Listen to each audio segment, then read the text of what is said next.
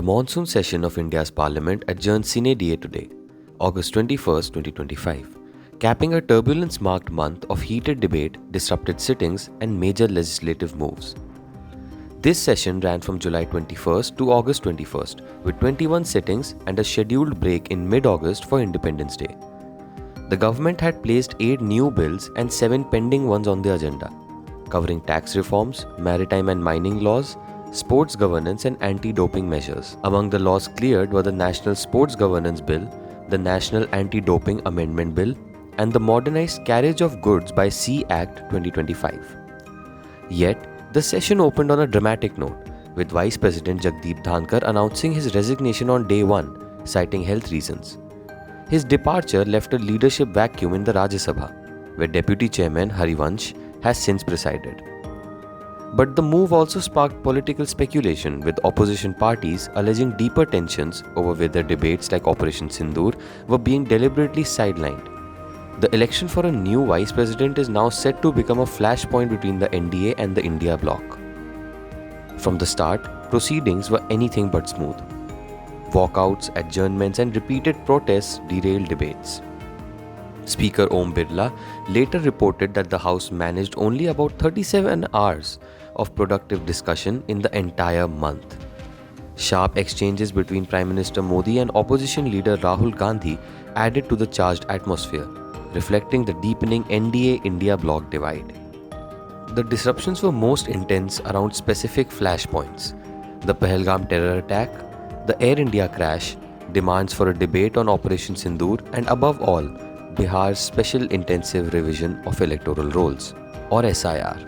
Opposition parties accused the exercise of weaponizing stricter documentation rules with the risk of disenfranchising millions by excluding Aadhaar and voter IDs.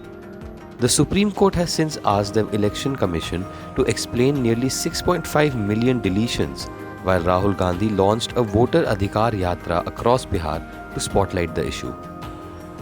The legislative fireworks peaked on August 20 when Home Minister Amit Shah introduced 3 major bills, including the contentious 130th Constitutional Amendment Bill. It proposed the automatic removal of the Prime Minister, Chief Ministers, or Ministers if they were detained for 30 consecutive days on charges carrying a minimum 5-year sentence. 2 related bills amended the Government of Union Territories Act and the Jammu and Kashmir Reorganization Act. The opposition erupted. MPs tore copies of the bills and flung papers in the Lok Sabha, creating dramatic scenes.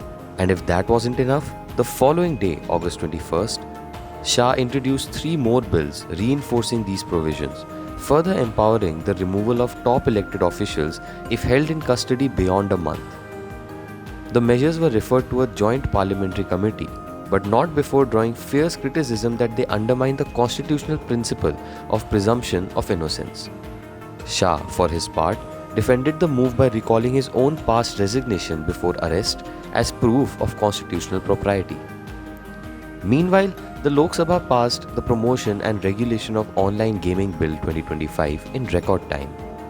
The legislation creates India's first comprehensive framework for governing online gaming companies, but also imposes sweeping prohibitions and stiff penalties on real money games. It bans online betting outright, introduces multi-crore fines, sets potential jail terms for both platforms and celebrity endorsers.